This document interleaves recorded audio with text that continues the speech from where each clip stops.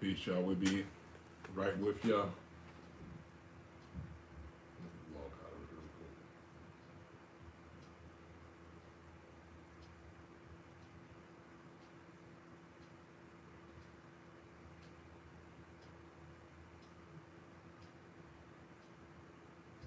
Where's my track set now?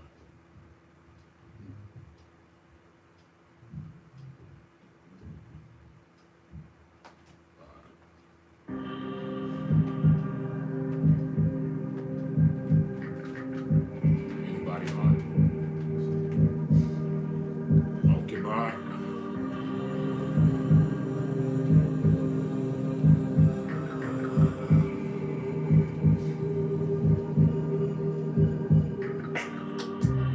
I see some dark days are coming, but I'm a warrior, I'm not running. Mind being, so you know I got the sun in me, just like you got the sun in you. It's something we gotta realize. We'll know when we're open on free eyes. Vibrate, feel the kundalini rise, and shine bright like the sun in June. I tell you what my eyes see, now that my vision clear like Visine. I got the next group on my team. Now we're ready for a shadow world. Shadow world. Shadow world. Shadow world. Whether a blessing or a curse, shadow work got me awakening the inner Tyler Durden, trying to be a higher version. Dissecting parts of my life like I was a surgeon, walking the path of an alchemist that's urban. I found something to live for when all love is lost, parked and reserved before skirting off. Yeah, I heard it all, from hallelujah to why has thou forsaken me. The last shall be first while waiting around patient. Another day, another dollar. My issues got me stuck like a chain to a collar. Makes me wanna holler. Inner silence overcomes the violence. The only way through the stress and mess is self-knowledge and staying silent. When you face what you've been hiding from, to be the victor or the victim when the fight is done, at the blink of an eye, inside the travel and search, no matter where you go, there you are. That's what we call shadow work. I see some dark days are coming, but I'm a warrior, I'm not running. Behind me, so you know I got the sun in me, just like you got the sun in you.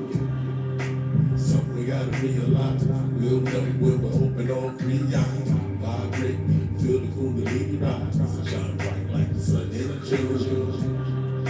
I tell you what my eyes see, now that my vision clear like Visine. I got the nectar on my team. Now we're ready for the shadow world. Shadow world. Shadow world. Shadow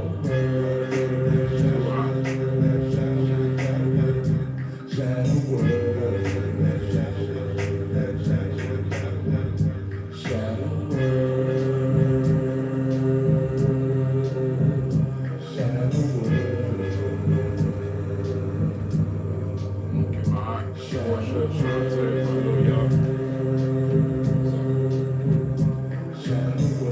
Yeah, I got the DJ version today.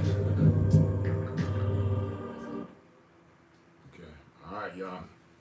Long time no see. A lot of y'all haven't seen me in almost like 9 months. I think the last time y'all heard from the temple was probably sometime in mid-December with Mashiru. You know, we don't broadcast the media, the holidays, and then we had Feast of Sekhmet at the top of the year.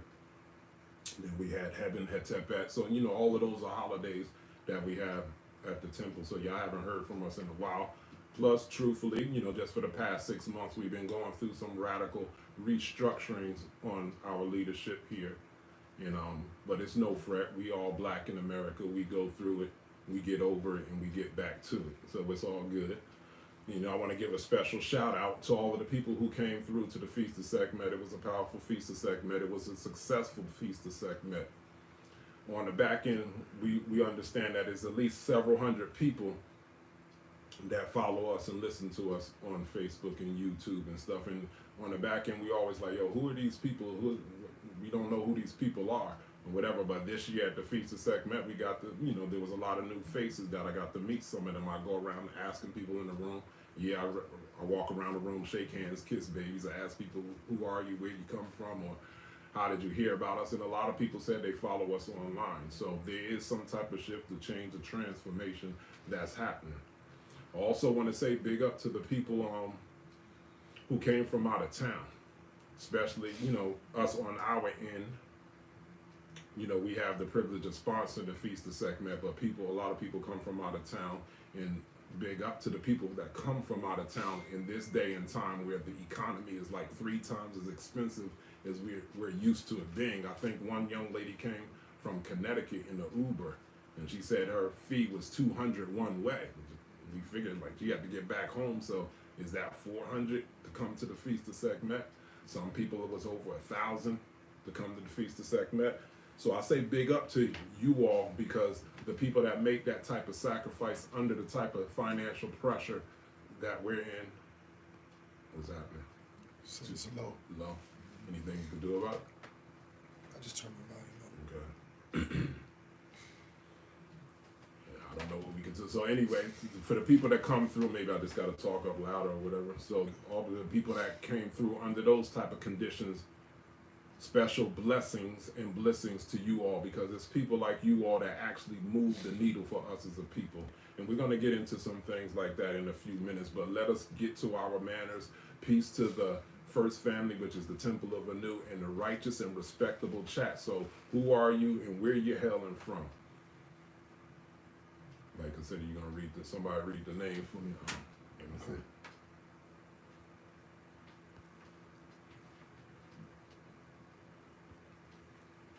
I remember some of the names.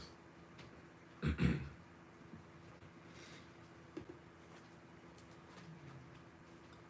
we got Maakra, Bergen County. We know you, Maakra. Well, with all them other people that just was chiming in saying Ankh Mahat, by Mary, Long Island. Ahasa, what's up? St. Louis. Newbie Second Car with the undisclosed location. Dave Lindsay from Toronto, Canada. I'm like, okay. I don't think I've seen that name, but welcome, Ayiti. And Judy Roth from Citrus Hill.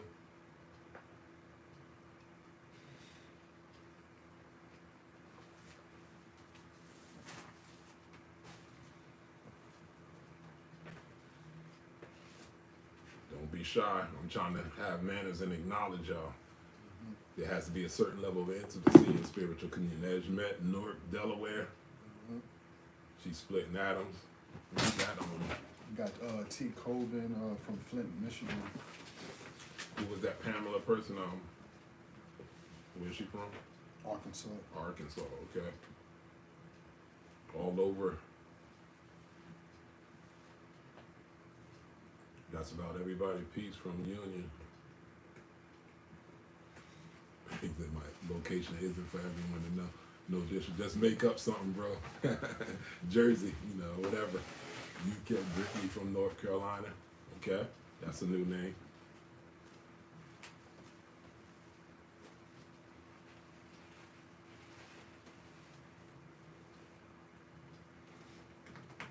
I got the Kurt Head with me over here.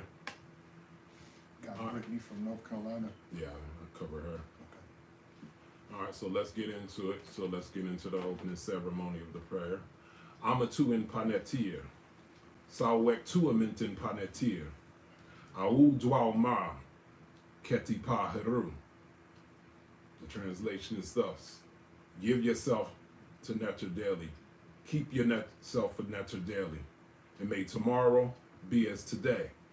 We give homage to the Creator, who is like our Father and who is like our Mother, who is everything that we can perceive and everything that we cannot perceive, who is everything yet is no thing, who comes to us in the form of the Netruv Ra, who is the light of the heavens, light of the inner planes, as well as the light of our lives, who shines the light for us on the path of Ma'ati, which is the path of truth, justice, righteousness, and harmonious balance, who comes to us in the form of the light of vitality, giving us the strength and the endurance to live and act upon that which we know to be true.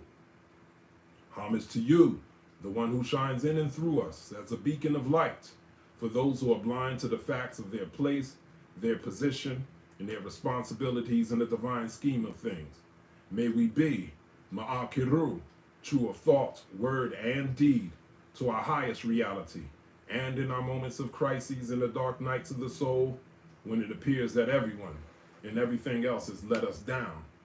I also say in Nejrak, show your face, Neb Inpu, Neb Web Wat, the governor of the nine, the governor of the year. We invite you into our mental, physical, spiritual, emotional, and digital space. May you open the way for us to be able to endure the radical shifts, changes, and transformations of the year of the nine to prepare us for a prosperous year of the one. Anejarak Jehuti, show your face Jehuti. May I be endowed with articulate thought, word, and speech, and eloquence to teach and speak the truth with precision in a comprehensible way, giving information, insight, and an enlightenment in a way that's actionable, immediately actionable. So it is, and so shall it be. Amen Ma'at. All right, y'all. So we here. So, Iyiti, and welcome to the Communion Experience. I'm your host in the Sut Biddy, Ross Uncle Kepper, Chief and Head Priest of the Temple of Anu. People are still chiming in. And peace to the DMV and peace to Jersey. Chief and Head Priest of the Temple of Anu. Of course, it needs to be said, I'm here solo today. So, Hemet is now on a different assignment.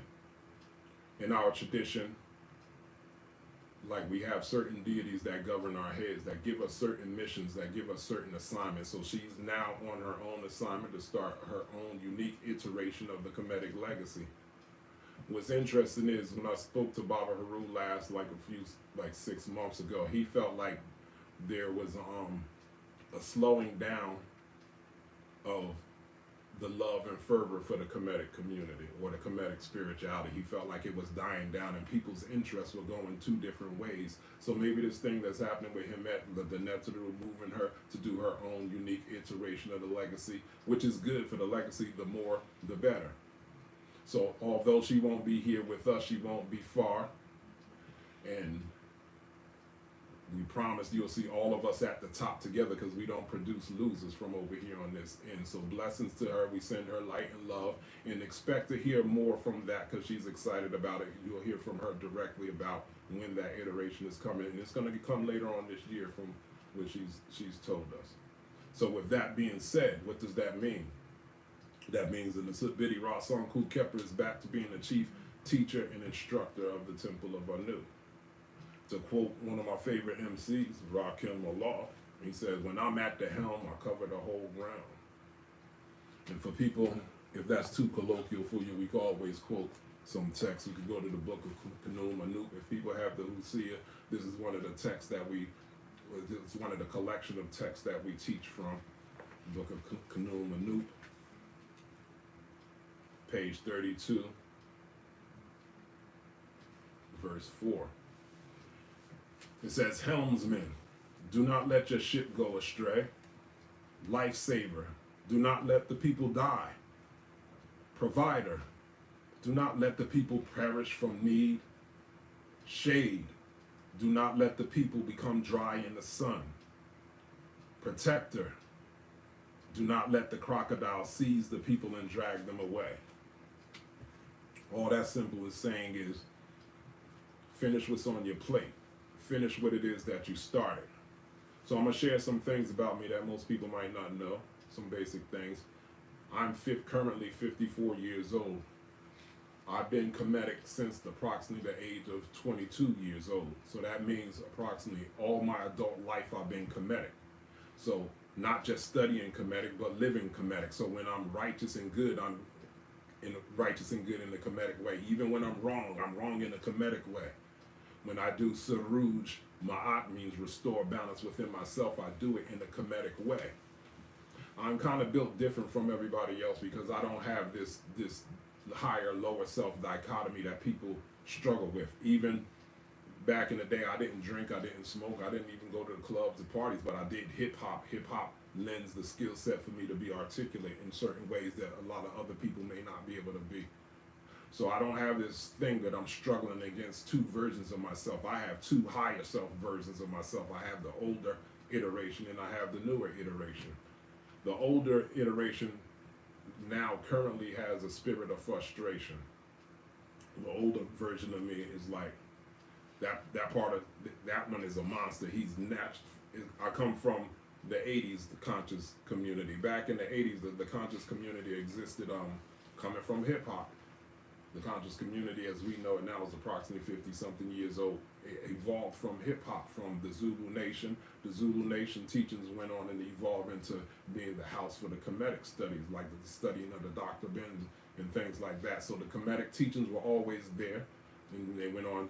You heard more about it from X Clan, and there was the Nation of Islam. Of course, there was the Nubian Nation under Dr. Malachi York, then was known as Imam Isa al-Hadi al-Mati.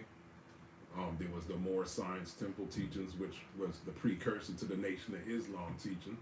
There was the 5% Nation. So anybody that's 40 and up comes from one of those schools of thought. And we were highly disciplined, highly sharp in the mental. So that was the background of how a person like me gets to be the way I think and think outside the box and things like that. So that iteration of myself is a beast. And so a lot of people in the world were jealous of people like me because my discipline and my certain level of accomplishment. Other people had to pay thousands of dollars in initiations to get what seemed that comes so natural to me. But that version of myself these days is very frustrated because it's like, what's wrong with y'all? Y'all said y'all wanted to do something. We created this, or we evolved to develop this culture, the serve as a plate for everybody to sit at this plate and become something and do something powerful.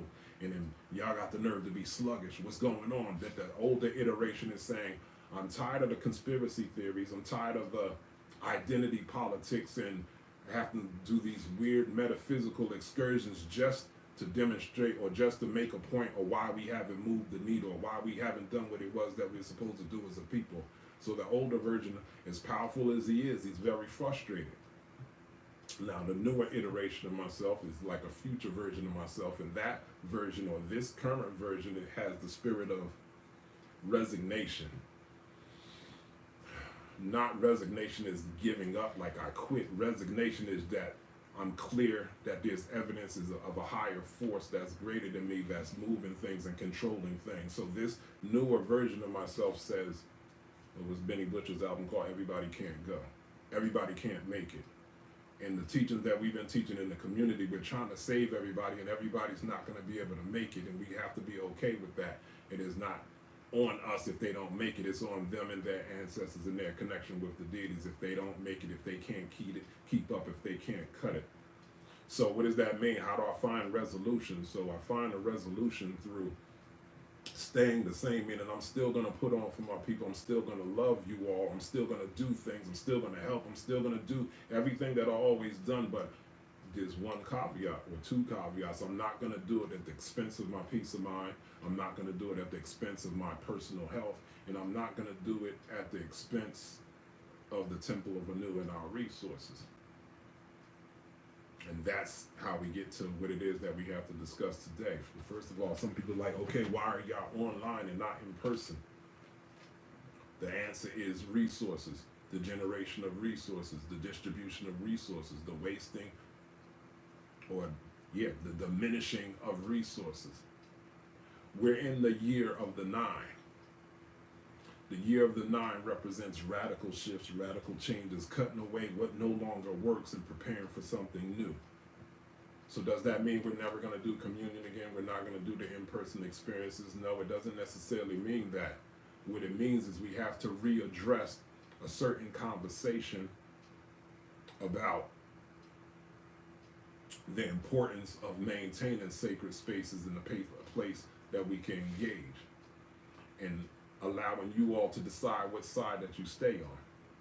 See, the journey of the communion is an interesting evolution. The journey of the communion is the temple of our news pride. We always took pride in creating this environment where you could be unapologetically Kemetic. You didn't have to quote the Bible or the Quran. You didn't have to go through other cultures to prove your African identity. You come in here, we're doing the Hesses and Metanep, we dress African, the fellowship is African, there's altars, there's shrines, everything from like that you would have at a big festival event. We condensed it down into a 2-hour ceremony. That was our pride and joy. We've been doing communion since before the internet era, when the conscious community was primarily the tri-state area. So a lot has changed in the past 23 years. I was never expecting to be speaking to people in different states, not like how we're doing directly, but this is where we are. This is where we are. So I lost my train of thought. So before, like how we was introducing our communion to the world, like our Kurt Head, he was doing edit jobs. We would do like 10-minute clips. He would do edit jobs, and there would be some pictures and some references, some music or whatever, and this we would post online to share a bit or portion of what it is that we did with the people. And then we'd show bits and pieces of our holidays. So that created a certain level of curiosity. Just like in ancient times, people had to cross those burning sands to become or knock at the doors of those temples to see what this Kemetic people was about. They wasn't necessarily about showing their culture off and giving away their secrets or trying to make people Kemetic. They were just solid and secure in their Kemetic identity, and that rang out to the rest of the four corners of the world that everybody wanted to come to Kemet. We had that type of effect. So when we had a slow growth, but we were attracting solid people. But throughout the course of the years, going against my gut, we had I had Jabari and Baba Hadaru in my ear, like, oh, you need to get the message out to the people. More people need to hear your word, and I understand it. I understood it intellectually. I comprehended what they were saying, and it is important for people to hear the word. But my gut was like, nah, continue doing it now, because what happens is where I feel like I lost something, or we lost something, is when we brought it to the community.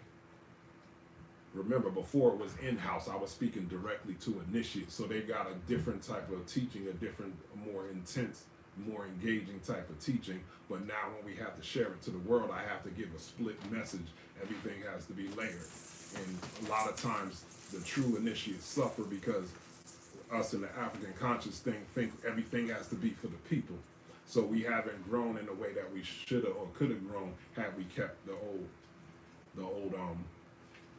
old structure.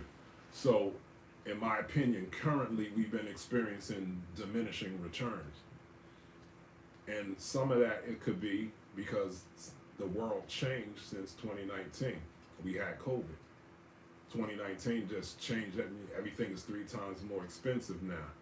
2019 was a very depressing and dismal time for certain people, that they lost faith and confidence and hope in a positive future. So in that, people got comfortable in their homes. They got comfortable even ordering food in every day. I don't know if y'all remember, there was a commercial where they had, I don't know, maybe I'm tripping, there was a commercial where they had drones delivering the food. It was a commercial, they had drones delivering food to your front porch or whatever. And I was like, I don't want my food in the air, like with the pollution that's going in the air. Like, I don't know how I feel about my food going across town to come on my porch or whatever. But that was things like that, they was trying to prepare us to stay in our houses, as though we was never going to come outside. Some of us couldn't wait to get back outside, but some people got comfortable. And that word comfortable is dangerous for spiritual people. Comfort is the enemy to progress. When you look at our ancestors from Africa and our indigenous foundational ancestors over here, they did way more with less than we have all this stuff at our hands, and we're doing way less. They didn't know comfort. It was the discomfort that caused them to be great. We are thinking we're going to be something great with all this comfort. So there's a disconnect going on. So now this diminishing of returns has nothing to do with us personally.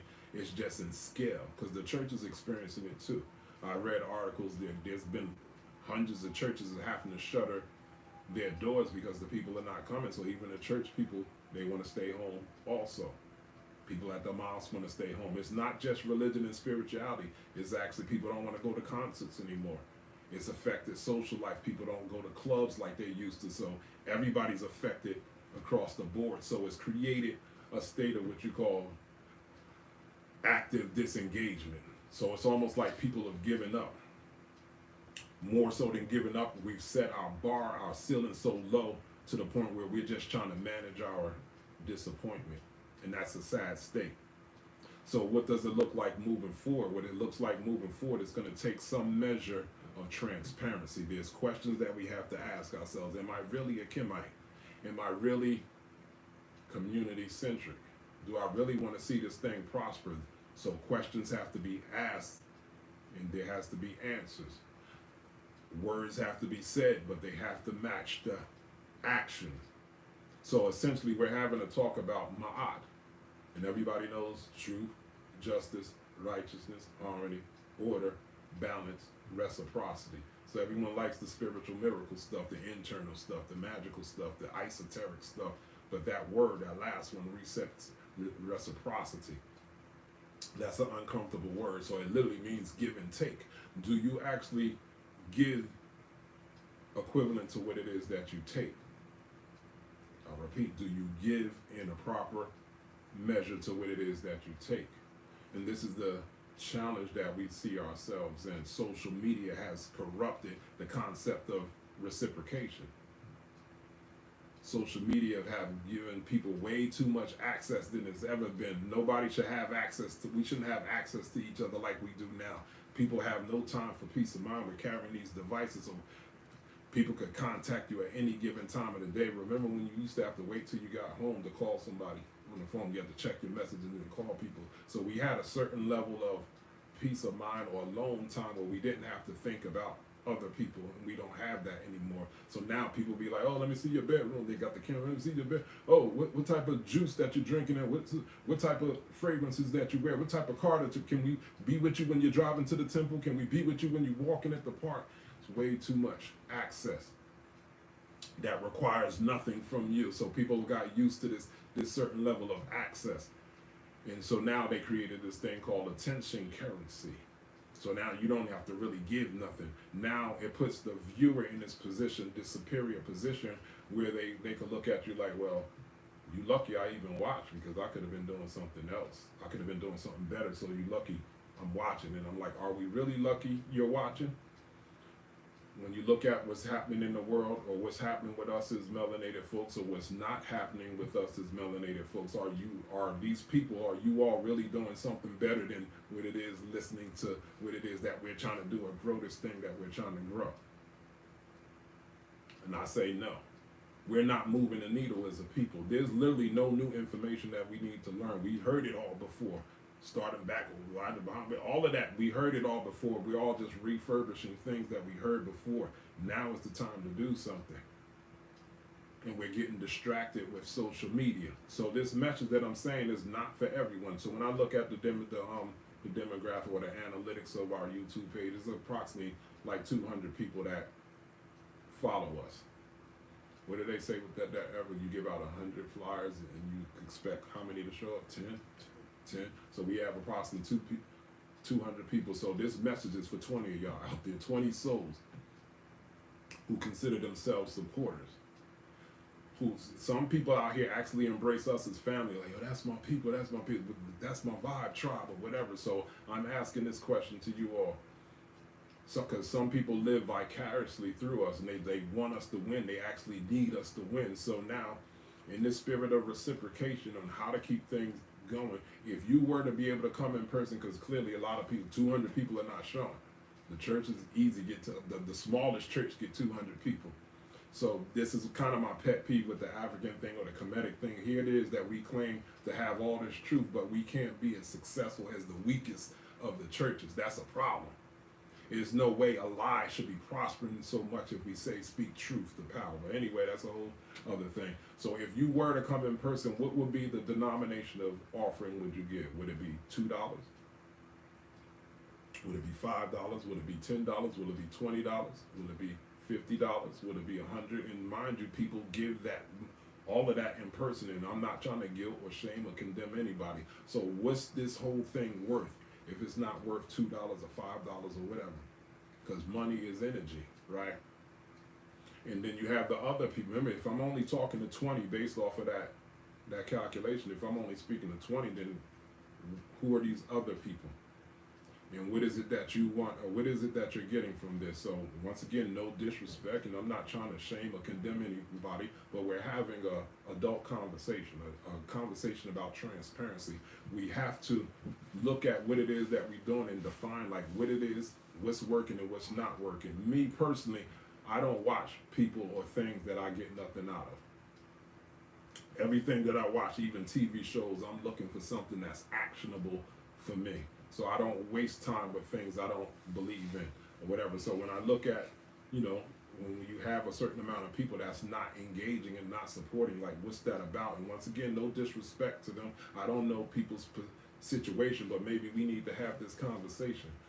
Remember, they said what's understood shouldn't need to be said, but if things are not moving, then maybe some things need to be said till we understand them. Because what they would call that in Christianity would be a monitoring spirit, where you're just showing up, you're listening, you're watching, you're not engaging, and you're not investing. What is that? So with that being said, I know some people might be having an adverse reaction. They be like, yo, what's this pressure? What's all this pressure? Like, why I gotta give money? Why ain't God providing? What's up with all those rituals that y'all done? Why ain't y'all doing better with all them rituals that you do? When the fact is, us as the temple, we're actually complete, we're actually whole. We have different lineages within the temple, and we actually be good. We don't have to do this for anybody. We already do it for ourselves, amongst ourselves. However, we've all been dreaming the same dream out loud for the past 100 years, that we want something better for the collective of us as black folks. So even though we'll be good with or without your support, but we're saying let's have this conversation about this greater dream that appears to be losing steam as we go forward. So people like what? So some people are like still upset about the money thing. They think this thing can't be done with money. It can't be done with apples and oranges and candies at altars and stuff. Money is just is a valid form of energy, like those things, those other things. So I hear in the past I've heard that get presented to the church. Why doesn't your God provide? And I don't think I ever heard a proper response back from the church. So I'm going to help the church out. I'm going to help the mosque out. I'm going to help all the African traditions out. So we're going to deal with it. So here we go. So you all know the concept of Neter. Some people say God is divine intelligence. The Neter is everything that we can perceive and everything that we cannot perceive. Everything yet is no thing.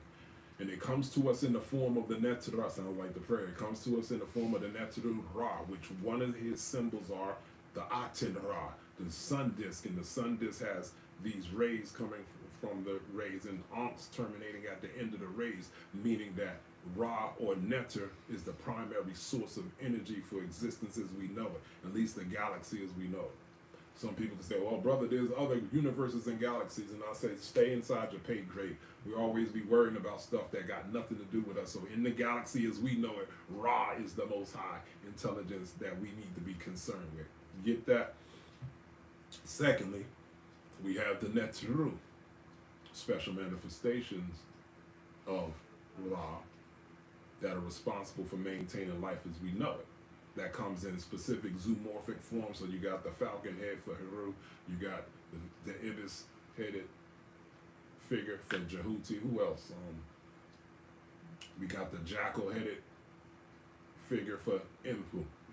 And then we have our ancestors, the progenitors of our bloodline. So the Neteru and our ancestors represent mental faculties within our our psyche. They represent skills and talents, whether awakened or unawakened. So those faculties, those skills, those talents are called resources. So you have Ra, which is the primary source of all life on earth. You have your Neteru, and you have your ancestors. They are your resources.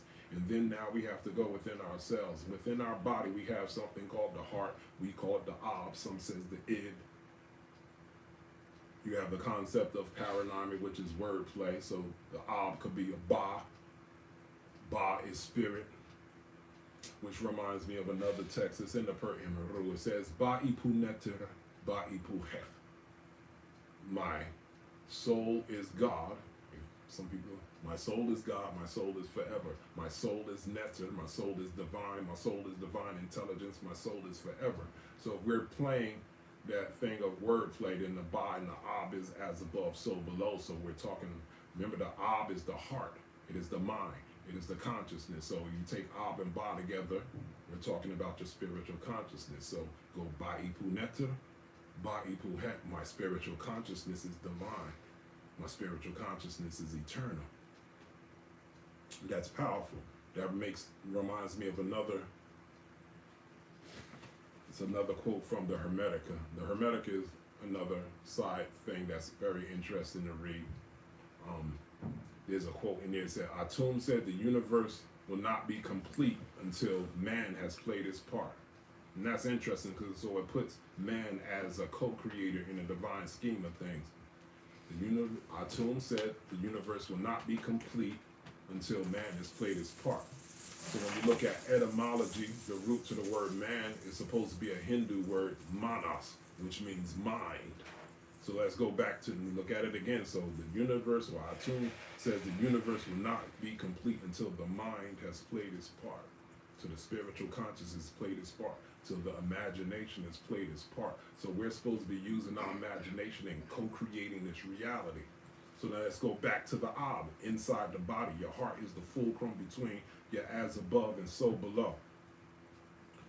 So when you go and contemplate your heart, when you meditate in your heart, remember you have your ancestors in the Neteru that exist as your faculties, your skill sets, and your talents. So when you contemplate within your heart, our job now is to be resourceful. So you have Ra, the primary source, the Neteru, and the ancestors, your resources, and us, we're supposed to be resourceful because we're full of resources, we're full of skills, talents, activated or inactivated in the Neteru and our ancestors. So we got everything that we need to make things happen. So there's gonna be no magical force outside of just making things happen. It is up to us to get things moving. It is up to us to get the ball moving. So what is that ball? The ball is the proverbial dung beetle. And then metal to that dung is called chet. It's called ket. It could be shit. So we got to get the ket moving. We got to get the shit moving. It's not a curse. It's a wordplay. So nothing spooky. So you're going to get an intuition. You're going to get a premonition. That's going to activate a skill set. It's going to activate a talent. That's going to light up your neurology. That's going to make you magnetic. That's going to make you charismatic to influence people to help you get things done. That is metaphysics in real time. Nothing spooky. That is how the unseen becomes the seen in real time. I hope y'all get that. So lastly, identity politics. Me as a teacher, I'm not getting into that. I see the conversation going on about FBA making themselves separate from the African and Caribbean. I'm not getting into that. We made up our mind who we are. We're doing this. We're Kemetic by initiation. That settles it. We don't care. We're not getting into any arguments trying to tell people that they're African when they think they're something else. Then we learn from the principles of Kwanja Kujujakulia, your right to determine or decide who you are for yourself, to determine who you are for yourself. So if you think you're indigenous, fine. You African, fine. You Kemetic, fine. So my thing is, what does all of that mean? What does it mean to be FBA? What does it mean to be African? What does it mean to be Caribbean? Meaning, what are the receipts? Not the receipts of your lineage that everybody got some grandmother that told them that they wasn't African, but yet that grandmother is still Christian and she don't know none of the rituals, the language, or nothing. All she could tell you that you wasn't African. What are the receipts? Meaning, what are the receipts of power? as we go forward into the future, we don't need more information. We don't need philosophies. We need results. So we're ending the 9 radical shift changes to transformation. We're trying to prepare for the 1. So FBA, African, whatever it is that you're calling yourself, you're supposed to have some receipts of power that you're going to do something with it, and not just being different just to say that you're different. We can't keep staying in that loop of just trying to recreate our identity every 25 years and stuff. We don't have time for that. And in light of that, as far as the Kemetic thing, how it falls in that, with certain FBA scholars, they're saying, I don't know if you heard it, it's like Kemet started over here first, not over in Africa. And I'm like, okay, fine. I don't have enough information to refute that, because new information is coming out every day. They might be right in the future that, hey, they got it right. But for right now, that means Kemet should be up, right? If it started up here. So we know more about Kemet with the language and the culture. We know more about Kemet than the 500 nations of people that was here before Columbus and them came. We know more about Kemet now. So if Kemet started over here, fine. If it ain't just African, it's over here too, then Kemet's supposed to be up. But what I say is we have to be careful of the artificial reality. Now I'm bringing it back home. The artificial reality is the online persona. Everyone's hiding behind their avatars and your name, so you're presenting yourself one way in the artificial interface on how you deal with reality. I'm going to repeat that. We've got an artificial interface on how we're dealing with each other that's actually stopping us from connecting. Our ancestors had a first-hand experience with life. They had a first-hand experience with the raw elements of life. How they came to their conclusions is totally different than us. We'll never get the power that they had playing the game that we're playing now. Our ancestors put their feet on the earth. Now you hear people talking about grounding. So they buying a grounding mat. And I'm for all of that. We got a lot of electromagnetic stuff, but it still doesn't beat going out and having a relationship with Geb that actually get your feet on that ground. My ancestors would buy the water. They dip themselves in the cold water. I know they call it hydrotherapy, the hot and cold showers. But the water that's coming through our house is dead. It's chemicalized. So people don't go by the river no more. They don't go to the ocean. That's a whole different experience and interaction and interfacing with the elements. Our ancestors had that first direct experience. So how are we going to claim to be high vibrational and you're never where the vibrations are originating? So with the communion, we try to provide an experience where you can experience that. There's the Hesi, there's the drumming. So what I'm saying is that we're not inviting you down to watch us dance and watch us drum. It's for you to experience it, for you to participate. Like, oh, I hear that rhythm. It's affecting me a certain way. Oh, I hear that Hesi. I'm going to see how I can contribute to this energy that's on some level causing shifts, changes, and transformations for us. But we have this artificial interface. I know on the back end for us in communion, sometimes when we're doing the drumming at communion, when we try to do the online experience, or people online, we have to type in, they be like, oh, we can't hear it. There's always some type of delay with the drums. There's some type of distortion with the drum. It starts sounding pixelated. And if it's not sounding pixelated, it's sounding condensed and truncated where you can't feel the drum. So now how does that affect it? So you have people at home that we're trying to get to engage in this experience, and they just like, oh, that's sounding crazy, it's sounding choppy or whatever. So now it's affecting how they are receiving the drums, and it's not inspiring them to be like, yo, I gotta get down there.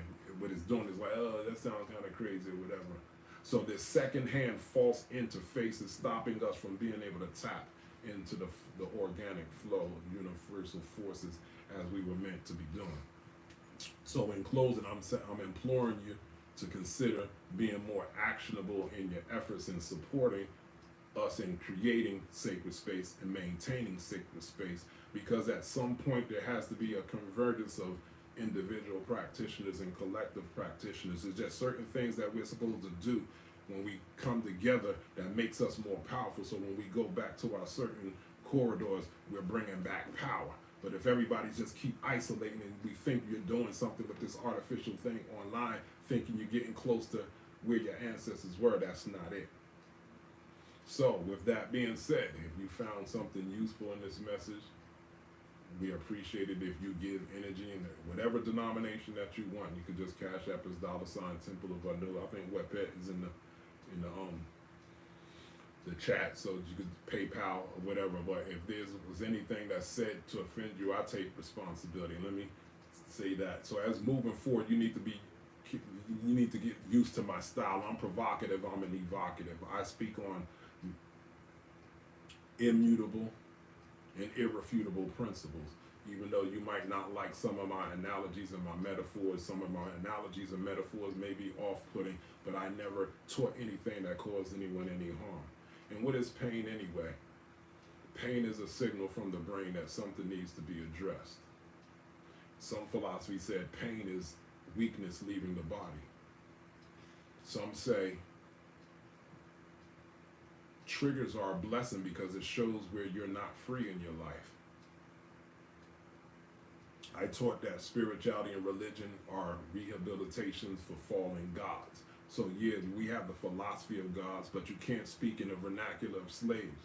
Yeah, you have the science of gods that you're speaking in your mouth, but you can't speak the language of victimhood. It's incongruent. So, what is pain? Like I said, it's a signal from the brain to the body that something needs to be addressed. There's some type of blockage there. Look at that. So, a lot of people run to spirituality trying to avoid pain, trying to avoid discomfort. So look at this metaphor, look at this model. So a person like me is kind of like a therapist. So you hire a therapist because the therapist represents a symbol of yourself that believes in you more than you do when you're ready to give up. I'll repeat, a therapist is a symbol of your higher self to believe in you, something outside of yourself to believe in you when you're ready to give up on yourself. So here it is, you're trying to rehabilitate. Your therapist is there to help you work through the pain, but you hate pain and you see pain as something that I need to fall back, I need to stay away from. And the therapist say, breathe through it, walk this way. And you like, no, and you swearing that the therapist is responsible for your pain when the therapist has faith that you can make it through the pain. So spirituality, a lot of times people want to do the light and love, but the light and love part is at the back end of spirituality. The front end of spirituality is toxicity and triggers that you got to work through to earn that light and love. Real spiritual paths worth their meat is going to leave no stone unturned in your life and no issue unaddressed. Real spirituality is going to spread the light of Ra, and it's going to penetrate that toxic lead until you turn to gold. So with that, I'll close it up once again. So if anything offended you, I take full responsibility. And if anything that you got from it that's actionable, all praises to Ra, the Netzru. So with that, I want to close out. If everybody's in peace and that's satisfied with the lesson, we'll see you in 2 weeks. So Shimmy and Matep, and we out. Do all for your time.